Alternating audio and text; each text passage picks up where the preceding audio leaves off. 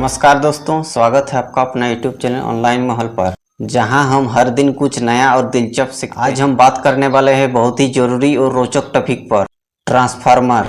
इसका नाम तो जरूर सुना होगा, चाहे बिजली की खंभों पर, घर में या किसी इलेक्ट्रॉनिक डिवाइस में। लेकिन क्या आप जानते हैं ट्रांसफार्मर आखिर होता क्या है, कैसे काम करता है और कितने प्रकार के होते हैं? तो चलिए दोस्तों, बिना देर किए शुरू करते हैं आज का वीडियो। ट्रांसफार्मर क्या है? ट्रांसफार्मर एक इलेक्ट्रॉनिक डिवाइस है जो वोल्टेज को बढ़ाने या घटाने का काम करता है, लेकिन पावर को बदलता नहीं है। यानी यह एसी वोल्टेज को एक लेवल से दूसरे लेवल में बदलने का काम करता है। जैसे कि अगर हमें 11,000 वोल्ट को घटाकर 230 वोल्ट करना ही घरों में इस्तेमाल करने के लिए, तो इसके लिए ट्रांसफार्मर का इस्तेमाल किया जाता है। यानी जो हम लोग को उधर से बिजली आता है 11,000 वोल्ट को, उसको घर में 230 वोल्ट करने के लिए हम ट्रांसफार्मर का इस्तेमाल करते हैं। नेक्स्ट है, ट्रांसफार्मर का बेसिक प्रिंसिपल है इलेक्ट्रोमैग्नेटिक इंडक्शन, जिसे 1831 में माइकल फैराडे ने खोजा था। किसने खोजा था? माइकल फैराडे ने 1831 में।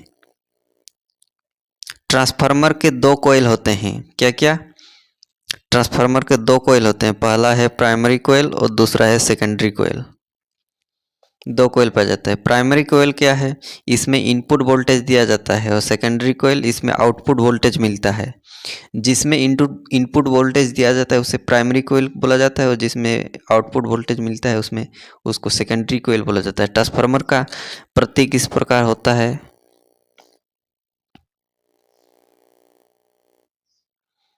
इधर से जैसे इनपुट वोल्टेज दिया जा रहा है तो ये प्राइमरी कॉइल हुआ, और इधर से आउटपुट वोल्टेज लिया जा रहा है तो ये सेकेंडरी कॉइल हुआ। तो नेक्स्ट है, इन दोनों कॉइल पर एक लोह कोर आयरन कोर पर लिपटी होती है, और इन दोनों के बीच मैग्नेटिक फ्लक्स के जरिए एनर्जी ट्रांसफर करती है। अब ध्यान रहे, ट्रांसफार्मर सिर्फ एसी करंट का काम करता है, डीसी पर नहीं। ट्रांसफार्मर क्या करता है? एसी करंट पर सिर्फ काम करता है, डीसी पर नहीं, क्योंकि डीसी में फ्लक्स लगातार नहीं बदलते, जिसमें इंडक्शन नहीं हो पाता। एसी में क्या होता है कि लगातार फ्लक्स बदलते रहते हैं, और डीसी करंट में वैसा नहीं होता है, वो फिक्स रहता है। नेक्स्ट हम बात करने वाले हैं ट्रांसफार्मर कैसे काम करता है। जानेंगे अभी ट्रांसफार्मर कैसे काम करता है। तो इसमें दिया हुआ है, जब हम प्राइमरी कॉइल में एसी वोल्टेज देते हैं तो उसमें अल्टरनेटिंग मैग्नेटिक फील्ड बनती है। वो मैग्नेटिक फील्ड आयरन कोर के जरिए सेकेंडरी कॉइल तक पहुंचती है, यानी वहां पर एक इंडक्ट वोल्टेज पैदा होता है। नेक्स्ट है, अब अगर सेकेंडरी कॉइल में टर्न्स ज़्यादा, वो आउटपुट इनपुट में ज़्यादा होगा, तो इसे कहते हैं स्टेप अप ट्रांसफार्मर। यानी ट्रांसफार्मर के प्राइमरी कोयल के मुताबिक सेकेंडरी कोयल में टर्न्स की संख्या ज़्यादा होगी तो क्या होगी? ज़्यादा, इसमें ज़्यादा, बहुत ज़्यादा होगी, तो इसको क्या बोलेंगे हम लोग? इसको बोलेंगे स्टेप अप ट्रांसफार्मर। और अगर सेकेंडरी कोयल में टर्न्स कम है और आउटपुट वोल्टेज कम देगा, इसे step down transformer. Next, simple शब्दों में कहे तो टर्न्स रेशियो ही तय करती है वोल्टेज बढ़ेगा या घटेगा। नेक्स्ट है, ट्रांसफार्मर कितने प्रकार के होते हैं। ट्रांसफार्मर को कई भागों में बांटा गया है वोल्टेज के आधार पर। पहला है वोल्टेज के आधार पर। वोल्टेज के आधार पर दो भागों में बांटा गया है, स्टेप अप ट्रांसफार्मर और step down transformer. Step up transformer क्या होता है? वोल्टेज बढ़ने के लिए जैसे बिजली घरों में इस्तेमाल किया जाता है स्टेप अप ट्रांसफार्मर, वोल्टेज को बढ़ाने के लिए किया जाता है स्टेप अप, और वोल्टेज को घटाने के लिए स्टेप डाउन ट्रांसफार्मर का उपयोग किया जाता है, जो हमारे घरों में सप्लाई के लिए काम आता है। हम लोग के घरों में जो ट्रांसफार्मर लगा होता है वो स्टेप डाउन ट्रांसफार्मर लगा होता है। नेक्स्ट है, कोर स्ट्रक्चर के आधार पर। कोर स्ट्रक्चर के आधार पर भी दो भागों में, कोर टाइप ट्रांसफार्मर और shell type transformer. Core type transformer क्या होता है? कोर टाइप ट्रांसफार्मर, इसमें वाइंडिंग्स की कोर के चारों ओर लिपटी जाती है, और सेल टाइप इसमें कोर वाइंडिंग को घर लेती है, यह ज़्यादा कॉम्पैक्ट इम्पैक्ट होती है। नेक्स्ट है फेज के आधार पर। फेज के आधार पर ट्रांसफार्मर भी दो वर्ग में बांटा गया है। पहला है सिंगल फेज ट्रांसफार्मर और दूसरा है 3 फेज ट्रांसफार्मर। सिंगल फेज क्या होता है, छोटे लोड या घरेलू उपकरण के लिए किया जाता है, और 3 फेज ट्रांसफार्मर इंटीग्रेटेड और पावर स्टेशनों में इस्तेमाल होता है।